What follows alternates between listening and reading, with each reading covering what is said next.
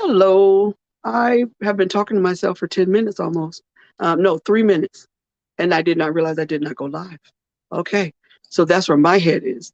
Um, there was supposed to be a guest, and I kind of got this thrown off a little bit because of the fact that my guest, in the 2 minutes before the show came on, decided he was too busy. And we'll see how Bobby, um, what she does with that, because we don't know. So anyway, there is no guest, and so the show is going to be what it is. Still talking about the same thing, talking about being 100, talking about walking it like you talk it, talking about the fact that uh, people know you in real life. I think I've said this over and over again. You're you have first of all, it doesn't have anything to do with you even having a podcast or what. People know you in real life. So when you're bragging in the store or bragging in the mall, and you don't know if that person knows who you know, people know you, and they know if your kitchen clean. You understand? They know if your bathroom dirty. People know you, and if it's not just regular people, it is your siblings. Somebody know your mom. People know you, and so putting on airs and trying to be or putting yourself out there as more than what you have or more than who you are, you got to stop, because eventually somebody gonna pull your coat. Somebody is going. Somebody gonna bust your bubble. And so I try to be as honest as I can with people. Sometimes I'm a little too transparent to suit some, but it is who that's just who I am. Um, and that's who you should be. Nobody's saying you have to be as transparent as me. Nobody's saying that you have to tell all your business and all, because as much as I talk, I still don't tell everything. To be honest, but nobody is saying that you have to be like everybody else. But if you say that you're gonna be something and you're gonna listen, be that. Be who you say you are.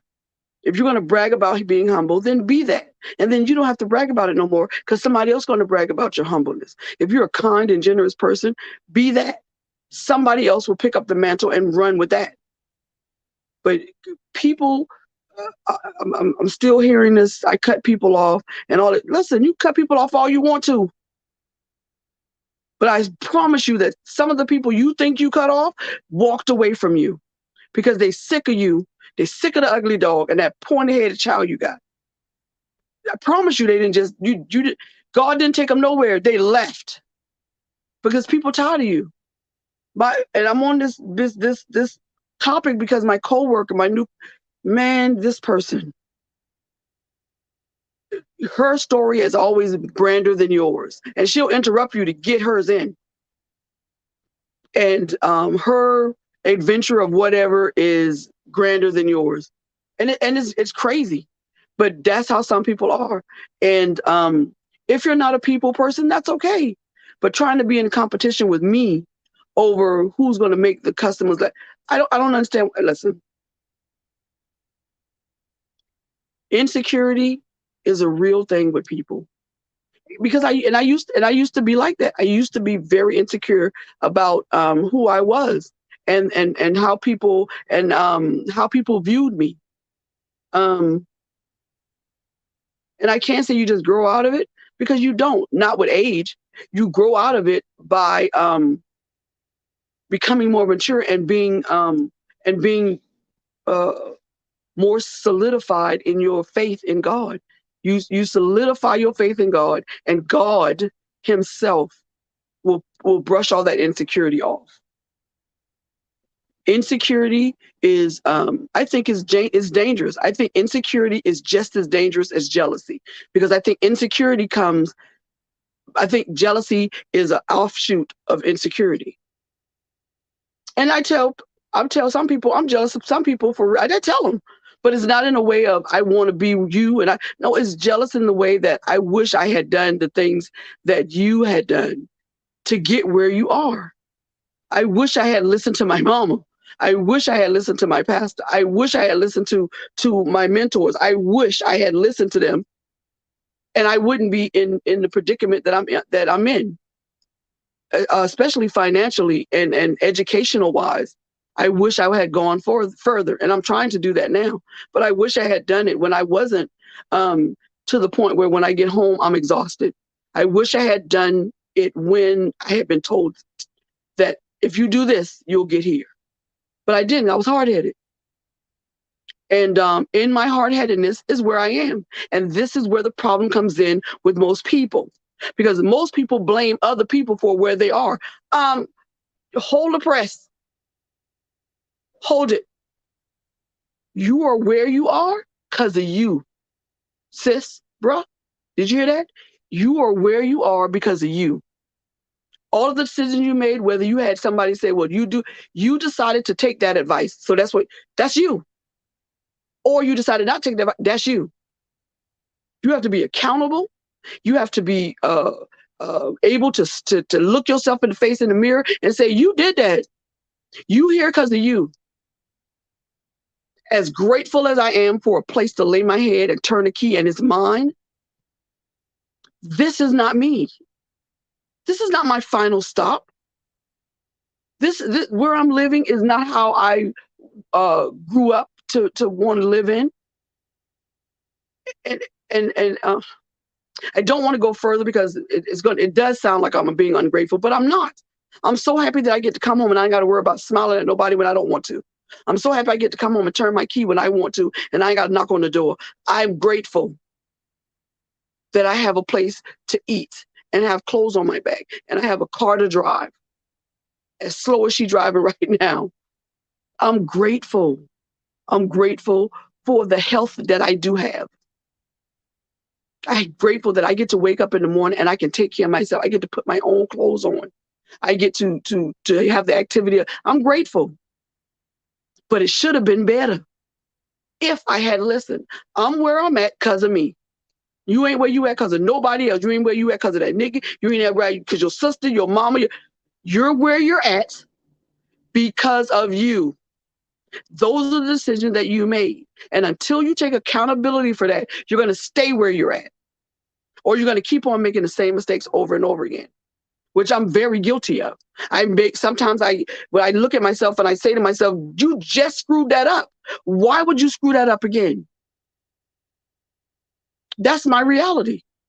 And that's a lot of people's reality, but they don't want to face it. They don't want to talk about that. They want to talk about Matthew, Mark, Luke, and John. If they sit calling themselves holy, or they want to talk about what's happening on the Real Housewives or wherever, and sisters and brothers and all. Nothing wrong with those shows. I don't watch them, but nothing's wrong with them. But you need to focus on the fact that you screwed up. And there are some things that you need to do to get yourself out of the screwed upness. I made that up. I made that word up. I just did. That you find yourself in. Because you did it. And so when people come in at you and they start bashing on you, you looking at them like, how would they? If you were true and honest with yourself, instead of them bashing on you, you could come back with the affirmation that, yeah, that's true, but I'm working on that. I'm working on me. God ain't finished with me yet. But say it in honesty. Don't say it because it's a nice little saying off of Facebook, or you saw it on a TikTok video. Honestly mean that God is working on you, that you trying to be a better person than you were yesterday. That's why you wake up in the morning. You think you wake up in the morning to make somebody else's day? No, you wake up in the morning so you can be better than you were yesterday. This is your chance. This is your chance to do better than what you did yesterday. I don't care how good the day was yesterday. There's always better. Always. And that's my goal. My goal is to be better than the person I was yesterday. And I'm reaching it. You know why? Because I'm not like I was 5 days ago. I'm not like I was last year, which means I'm making strides. And you can do the same thing. Ain't no 12-step program. Ain't no woman's conference. Sit in your room and give yourself a good cussing out if you have to. Give yourself a good talking to if you have to. Because sometimes that's what it takes. Man, let me tell you. Well, after my mastectomy, No, right before my double mastectomy. This is literally the day before. And I was in the mirror looking at what I was about to have cut off. Seriously. And I don't know, I think I lost my mind for a minute. I literally looked in the mirror at my little tatas that were betraying me by having cancer, and I cussed them out. You can think I'm crazy all you want to, I don't care. But I'm telling you, I felt so much better, because ain't no way I was buying $20 and $40 bras all this time, holding y'all up, spending good money that I could have spent at the buffet, and then y'all gonna betray me like, oh, I went in on them. I went in on them. And when I tell you, I felt better when it was over. I felt like I had vindicated myself, and I felt like I had said, I stood up for myself. And I know it sounds crazy, but I promise you I felt better when it was over. And so sometimes we have to look ourselves in the mirror and we got to say, this your fault, sis. Bro, you messed up. Now, how we gonna come out of this? Be sad tonight, cry, get you some Haagen-Dazs, go to your old-fashioned ice cream, do what you gotta do all that. And at the end of it, in the morning, it's gonna be all right. Because now you got a new day to fix the foolishness that you did yesterday. And what you better do before you go to bed is pray that you wake up so you have a chance. That's all I'm saying. All of this is under the category of being true to yourself, being honest with you, being 100 to yourself. That's what this is. And if you can't be honest with yourself, let me tell you something. I used to tell people, I might lie to my mama and my brothers and sisters, whatever. Let's be truthful. I might lie to my pastor. But to myself, who I got to face, no, not gonna do it. Not gonna do it. I'm not gonna do it. I don't lie to me. I tell myself the truth about me. And you have to be honest with yourself. You have to, at the very least, take accountability for so-called being 100. And like I said earlier today, some of people who claiming to be 100, y'all got too many zeros in there. You need to take one of them off, because you barely reaching 10. Because you lie to yourself as much as you lie to other people around you. You've gotten so good. Some people lie so much that they think that all people lie like that. They think some people steal so much, they think, well, everybody steal because I got away with it. It don't work like that. Everybody's not a liar. Everybody's not a con. Everybody's not a manipulator. It doesn't work that way. Just because you're good at it doesn't mean that everybody does it. Most of the time, and not all the time, but a lot of times when people accuse you of doing things, cheating, lying, they doing it. And the reason they know you doing it, because it takes one to know one, bruh. That's one of the truest. It takes one to know one. And that's how they catch you, because they doing it. And we're not saying all the time. There's not all the time that happens. But the majority of the time, in my opinion, when somebody's accusing you of something, they are so good at it and astute at finding people like that. They know you're doing it.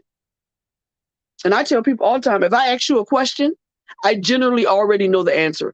I know part of the answer, unless it has something to do with work or freaking computers or the internet or whatever, because I thought I was good at it until I'm just not good at it. But usually if we're in a debate or we are in an argument back and forth, if I ask you a question, I usually know the answer. Especially the question of, are you cheating? Especially the question, or did you take my money? Especially the question of, you trying to play me? I generally know the answer to those questions. So, and most people know the answer to the question they're asking. They're just trying to clarify and get clarity. They're just trying to get clarity in their mind about whatever the question is. And so being 100 sounds really good, but how many people in your life are truly that? How many people in your life can you look, can you say without hesitation are 100 in your life? And can you say without hesitation that you are 100 in your life? We don't know. We don't know. And I heard, and I understand cutting people off, and I understand uh, moving people out of your life and all of that other stuff. But if you don't do that the right way, you're in trouble. Willie Moe Jr. said, let me make sure I say it right. He was talking about people being cut off. He said, sometimes you have to untie a relationship instead of cut it. And that thing took me back. I had to cut the radio off after he said it because I needed to think about it.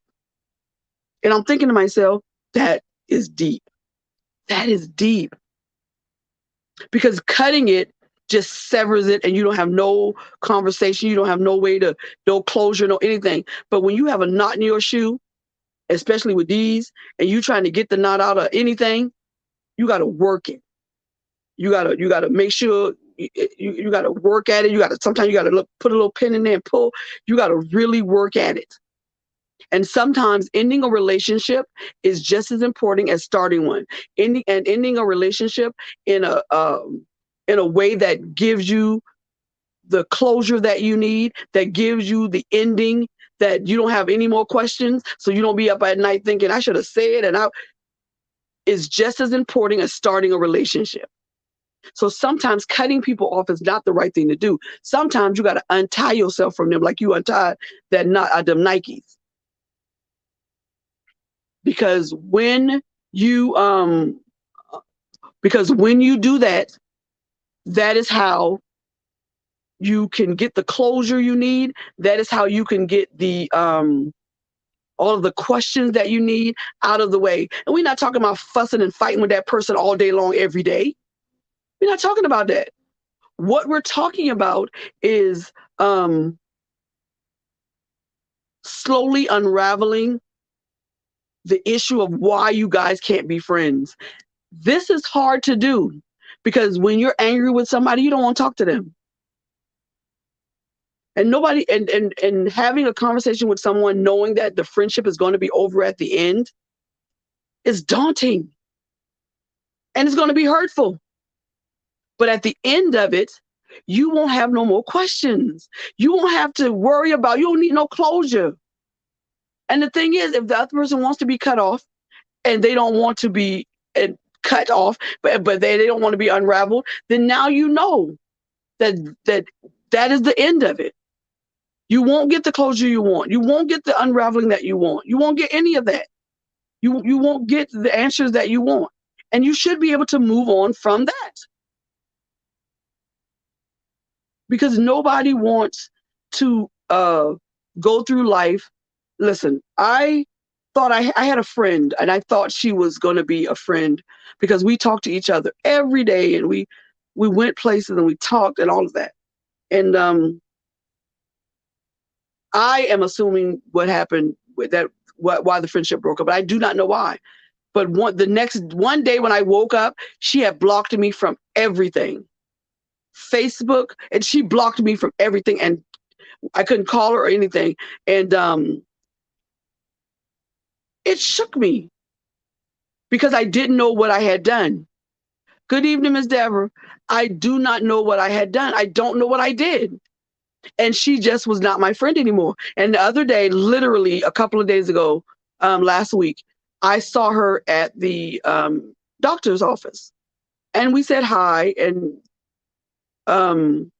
she acted like she didn't recognize me. I know my hair is gone, but I don't think I look that different. But a couple of people have done that to me, act like they don't recognize me when I tell them hi. But it's okay because that's their truth, and that's what they're living with. And I don't know what I did to them, but that's them. But I always speak to people, whether we are at odds with each other or not. I'm going to say hi. I'm not going to hold a conversation with you because we don't have nothing else to say to each other, but I will speak because you speak to people. That's what you do. You walk in the room and you say, hey.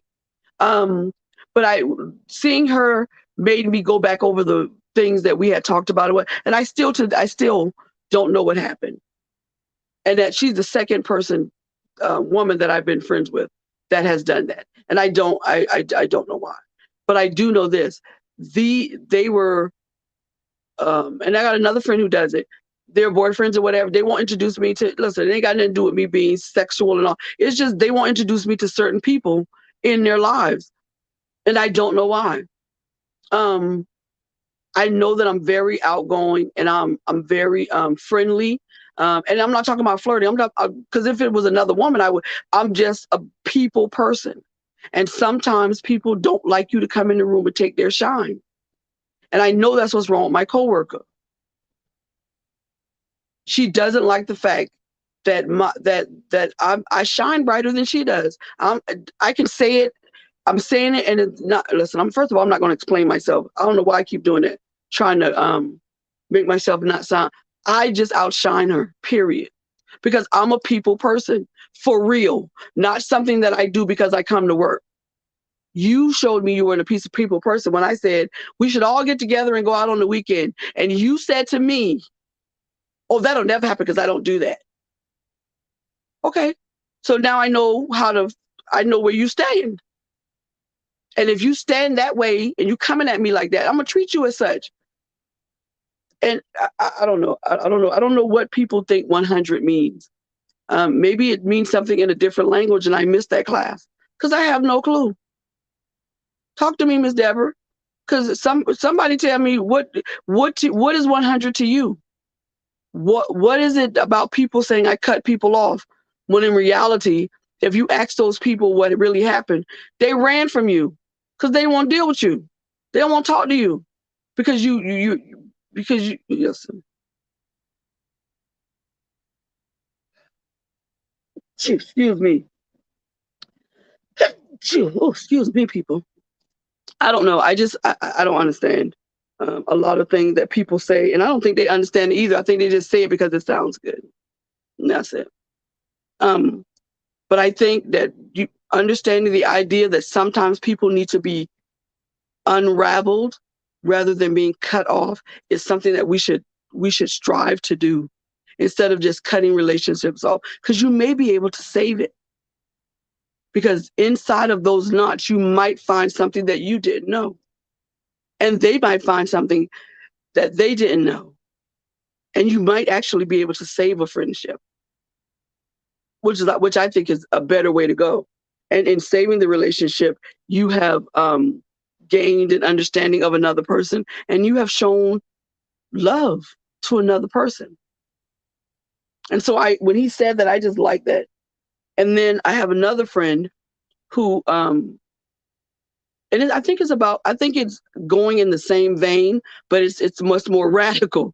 And her thing is this: don't let people push you into hell. These people claiming to be 100 and get in places where they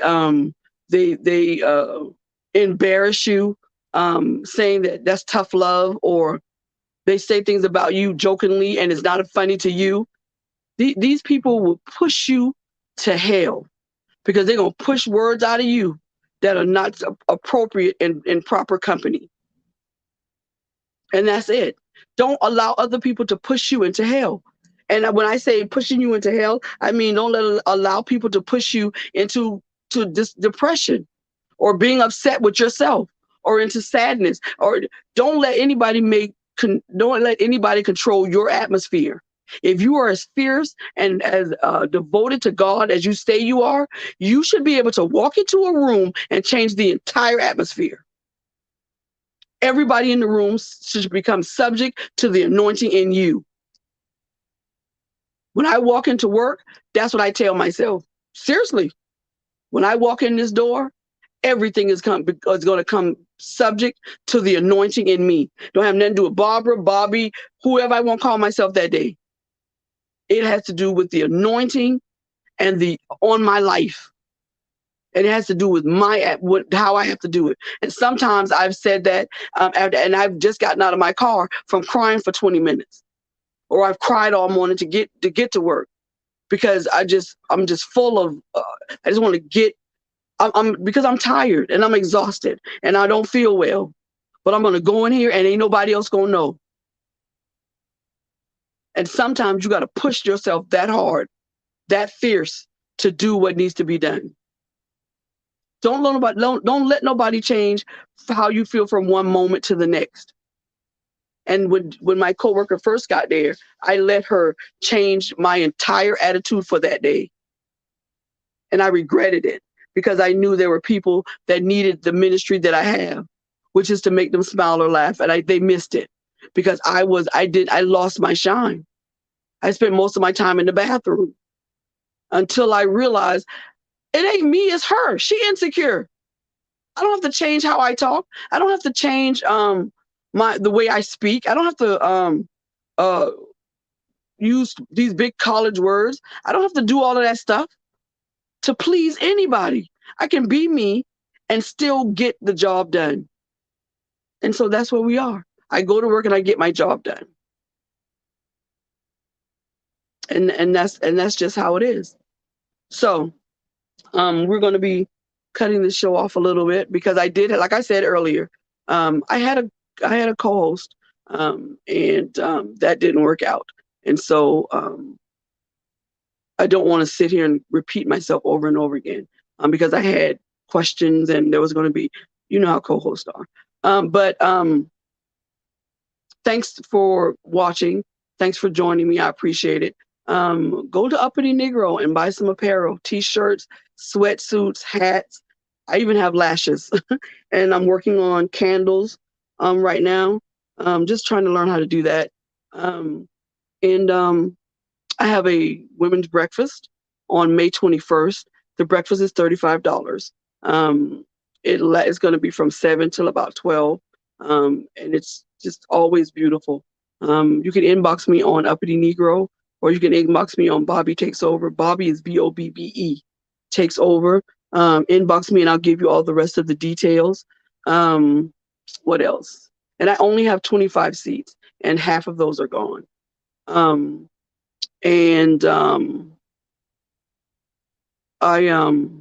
don't know who, somebody keeps coming on here trying to personal chat with me and I don't play them kind of games. And also my book is being proofread because it needs to be. But you can basically pre-order it. It's called Ma. I actually don't know how much it's going to cost, but I'm pretty sure it won't be more than $10 or $15. Probably in that range. But you can pre-order on either one of those pages I just gave you. And so that's where we are. Be true to yourself. Be real to yourself. If you're going to lie to everybody else, but not yourself. And I promise you'll sleep better at night. You won't have to worry about some of the things that we worry about. We don't need to worry about it. If you just be true to yourself, you don't have to lay up at night worrying if anybody going to find out who you really are. If you just really be you, nobody won't find out because you're just already there. I tell people all the time, if somebody come tell you something that sounds strange and you ain't heard that story from me, they lying to you. Because I'll tell you whatever you need to know, however graphic it may be, however hurtful it may be. I'm gonna own up to it. Because I knew I made up my mind to do that when I started doing this long time ago, while I was driving truck. Because I watched people who started doing this, and then I watched other people dig into their background and then basically stalk them with the information. You see that stuff that happened to that Cardi B girl? That's ridiculous. And I just watched Darius Cooks. I loved him until I found out that he has a thing against people who don't like him, who don't necessarily like his food or whatever. And he's been stalking these people. What in God's name is wrong with you? You're going to lose everything you have because you have decided, man, to use your platform to hurt and embarrass and basically dog walk other people. I don't have time to worry about nobody else's business. I'm trying to live. I don't have time to worry about nobody else's business. I'm just trying to be successful. I don't have time to worry about nobody else's business. I'm trying to be who God wants me to be, because I don't want to go to hell. I want to go to heaven. I don't and I don't care about y'all people who don't believe. I believe what I believe, and I don't want to go to hell. Period. So be you, unapologetically you. I am a Black woman, raised by a Black woman, who was raised by a Black woman. And then the village that I was raised in was Black women. And I was talking to the girlfriend from high school. She was my best friend. Best friend. Her name was Felicia. And Lisa, I told her the other night that I don't think that her and another young lady named Tara did not know the impact that they had on my life, and how I would have ended my life if I had not had them to lean on. And they pulled me through, not knowing that that's what they were doing by just being my friend. And even after all of that, I walked away from that friendship because I didn't think I was worth it. I didn't think I was worthy of that kind of friendship, because I knew that I had done so many, and it wasn't that I had done the bad things. It wasn't that. It was that I felt dirty, because I have survived molestation. I have survived rape. I have survived physical and verbal and emotional abuse. I'm a survivor. And now I'm surviving breast cancer. And I've survived all of those things. But back then, before I knew who I was, I didn't realize who I was till I was 47. But back then I felt dirty, and I felt unnatural, and I felt I was thinking about things that nobody, I felt like no one else had been through what I've been through. That nobody, because I watched the people that I admired, I saw them in their not in finished process, because everybody's in a process, but I saw them in a better state that they had begun in. And I could not fathom for the life of me how they got there. And I walked away from them too. But as I came back as a different person, as the person that with more confidence, I listened to them and I heard their stories for real this time. And I learned that the process that they went through, that everybody has a process. Everybody starts at the bottom, and now we're here. Not just me. It wasn't a thing that God was just punishing me with. And I want somebody who's listening to understand that there is a process. Before the red bottoms and the makeup and the YouTube channel that's blowing, baby, there was a process. And just because people don't want to share that process with you, there is a process. Everybody goes through a process. Even those people that scratch off and become millionaires, there was a process. Understand that nobody gets there overnight. And don't judge yourself by where they are. How that's me. I do that, and I have to catch myself still, because I still have that thing where I say, "Oh God, I'm 53 and I don't own anything. I don't have children. It doesn't matter, because I don't have to judge myself against nobody. I'm running my own race at my own pace, and I'm doing my own thing. And when it's time for me to blow up, I'm gonna blow up. When it's time for me to be there, I'm gonna be there. When it's time for you to be there, sis and bruh, you gonna be there. Period. When it's time for you to be there, you gonna be there. That's it. You don't have to run no race with nobody else. You ain't gotta keep pace with nobody else. You ain't gotta do shit. You gotta do none of that. All you got to do is be you. 100% you. Take off the mask. Take off the get rid of the fake voice. Get rid of all of that.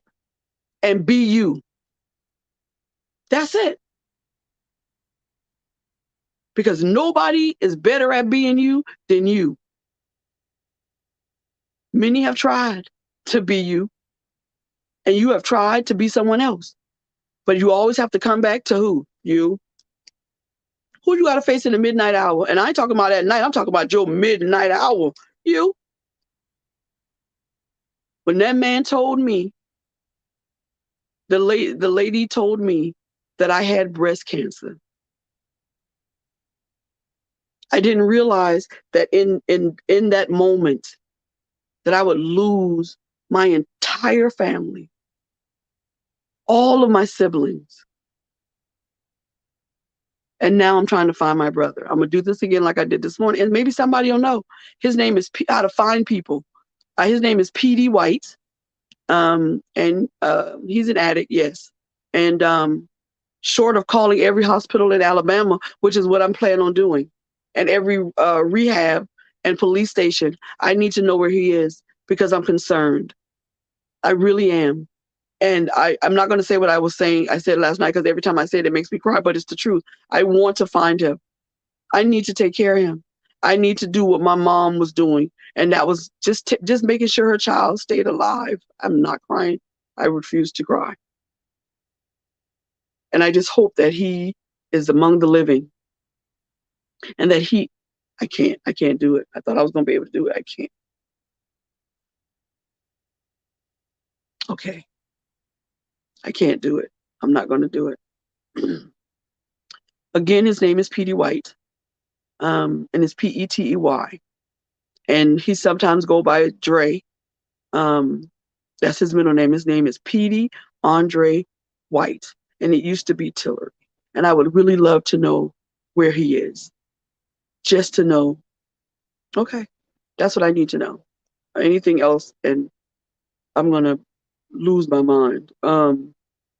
So that is my,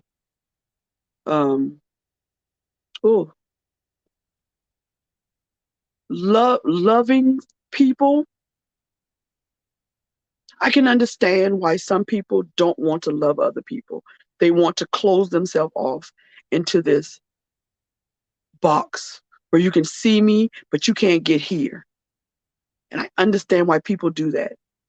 Because to lose a person that you love, I think is one of the hardest things that we go through as humans. I'm really trying hard. Love will make you do things that you wouldn't even think twice about doing if you weren't in love or loving a person. I don't know if I told this story before, but my mama loved her children and her grandchildren. I watched Trisha, my mama, at 3 o'clock in the morning, walk into a crack house, told them to give her her son. And she said, I'll pay you Friday. That Friday, she called me back to take her back. She paid them their money and brought them dinner in Tupperware containers. I don't know if I could do that for my brother, but I would do it on the strength of her if it came to that. I watched her borrow money to pay off dealers because my brother owed them money to keep him alive.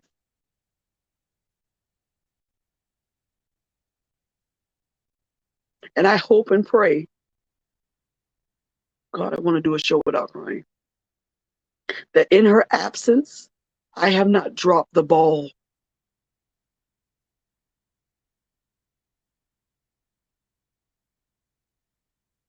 And lost him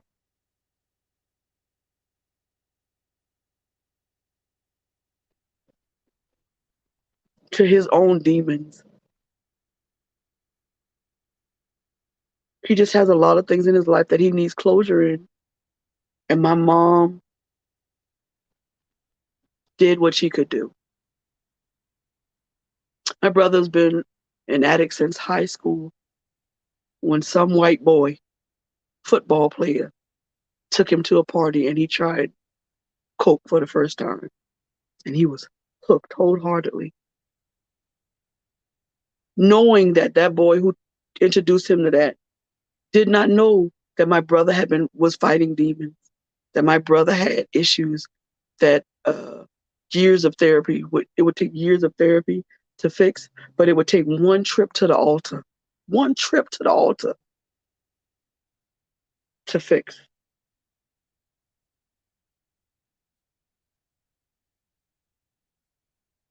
Be careful of the people that you think are falling off from you or that you're cutting off. Be sure that the people that you're cutting off are the people that need to be cut off, and that you're not cutting them off for some selfish gain of yours because you don't like the truth that they tell. Because some people cut people off because they can't stand the truth. They can't stand the fact that somebody sees through the makeup. Because you can walk around with your face beat all day long. But somebody got discernment. Somebody see you. I said it at the top of the show. Somebody knows you in real life. You can't con everybody. You can't manipulate everybody. Understand this. And conning people and manipulating people is not always about taking their money. Some people live a whole marriage conning and manipulating that person because that ain't you. Some people go through entire relationships for years manipulating and conning people into thinking they're something that they're not because they're so good at it. Be careful, because the person that gives you your real honest truth is the person that loves you. That's the person that you should keep, and you should hold on to them, as painful as it is sometimes. There are people in my life that give me the flat-footed, God-honest truth. And I do not like them most of the time. But I tell you this, I bet you I won't cut them off. Because without that truth, without their honesty, I am doomed to repeat stupid stuff.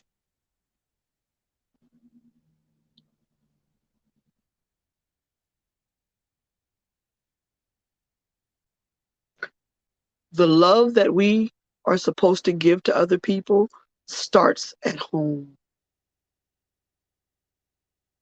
And then it should ripple effect out of home to your neighbors, to the neighborhood, to the community, to the state, to the nation, to the world. You won't hear me talk about Ukraine. You won't hear me talk about the people, Russia. There are more commercials on TV about homeless dogs, horses, whales. Oh my God, don't even talk about turtles, zebras, and whatever else animals that God put on this earth and he's been taking care of all this time, than it is commercials on the fact that most children go home in the United States, go home and don't eat. Only get food, breakfast, lunch, and a little snack maybe at school. And you showing me commercials about dogs that's shivering in the cold? You can go straight to hell with that. So, I know I'm not sorry. I meant what I said. Y'all can go straight to hell with them commercials. Because I promise you, God gonna take care of them dogs. Just take the chains off them and take them out the cage and let them run free. They'll be good. Because God gonna take care of them. He's been doing it all this time. You worried about all of that. And you don't speak to your neighbor. But you're a member of the society that Audubon that takes care of birds. You haven't spoken to your neighbor or your mom. Let's be real, your sister or your mama in years because you got mad because they got mad because it was raisins in a potato salad. So now you ain't talking to them no more. But you give to charity. Oh, I give to Goodwill, I give to my church, I pay my tithes. What's the point of all that when you can't even feed a homeless person that's been begging on the corner in front of your job since 1942? Do you really think God is worried about what people wear to church? Or he worried about, did you talk? Why you didn't wave at your neighbor this morning?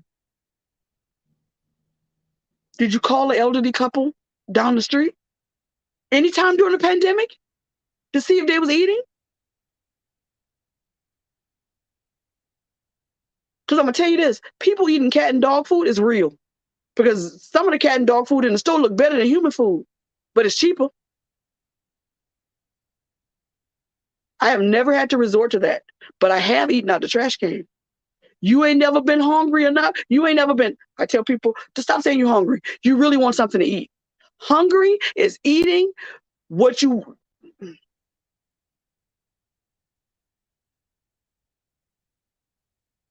again, I was where I was at because of the decisions that I made. You ain't never been hungry till you eat what you wouldn't eat on a in a normal situation.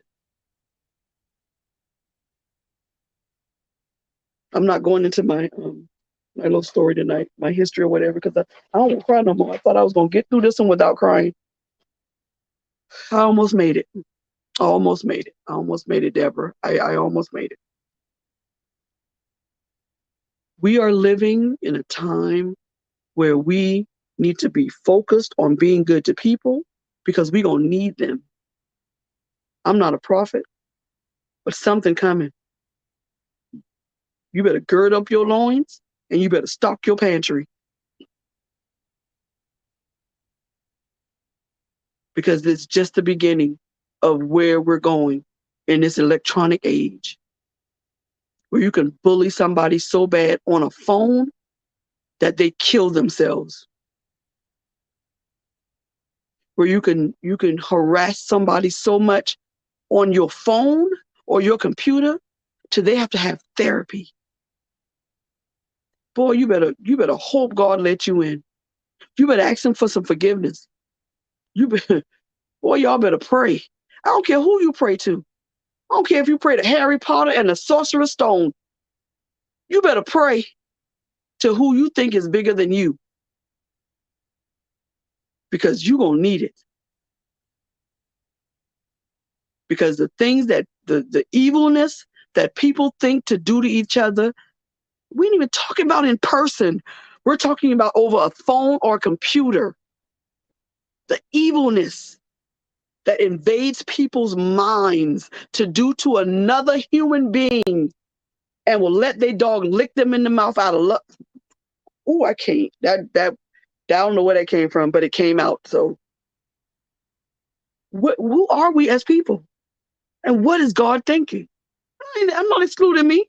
Child, I have not reached perfection at all. And I ain't ready to reach it either. Because I know once you reach it, once you reach perfection, you going home to see the Father. As much as I love Jesus, I'm not ready to meet him in person. I just like talking to him long distance. We good. We good. We good as long distance relatives.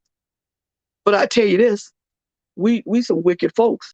We think of the worst and the most devilish and the most demonic things to do to another person over a text, over a phone call, over nothing. I just told my godson the other day, all the stuff that's happening in high school right now, you gonna barely remember it. And those people, you're gonna barely remember their name if you remember it at all. The girls who picked at me so bad in middle school and high school, I don't remember any of their names. And that's the truth. I do not remember any of their names. And I barely remember what they look like. Because I realized they don't matter to me. They did not contribute to who I am now at all. The trauma that I suffered from some of the other things in my life, that did.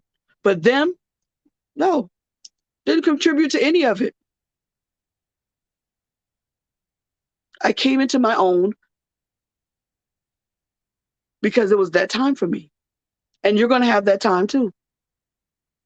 And I know I feel like I'm all over the place, but I think that I'm going down the same road.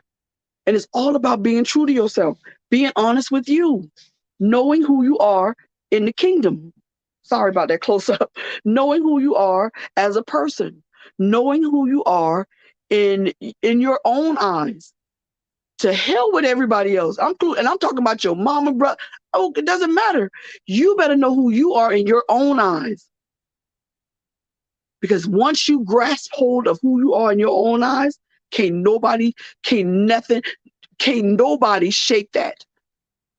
Now you're gonna have trials and tribulations, and it's gonna buckle you over. But I promise you, when you buckle over, if you hit your knees or you go on your face, when you come up, you're gonna come up swinging. And you may not even have to do that.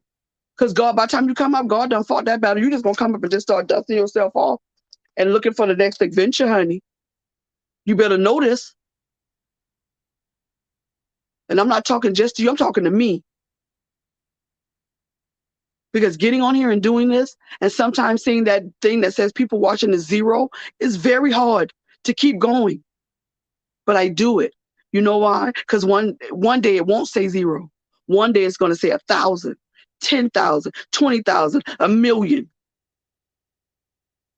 And that's my goal. But I bet you this, if it takes having 2 or 3 people watching for a year or a month, that's what it's gonna take. And I'm gonna keep on doing it. Because I'm reaching somebody. And even if the only person I'm reaching is me, because I can see myself and I'm getting into my own eye, if I'm the only person I reach, I'm good, babe. I'm good. And so the show almost went an hour. I almost did what I said I was going to do. I love everybody that's on it. Thank you, Miss Deborah. I needed that other person on the other side, and I thank you so, so, so much. I don't know who else that is watching. I think Lisa's watching. Thank you so much. I'm just grateful. I'm grateful to be alive. I'm grateful to have the activities. I'm grateful that I am able to take care of myself in a situation where some people have to have home care. God knew that I would have to do this by myself without my. Sorry, y'all. Oh, Jesus. I'm just so. I really think it's just the medication. My friend, my real friend say, it ain't no medication. You always was a crybaby. So whatever, I say medication. But I really am grateful for everyone that's here.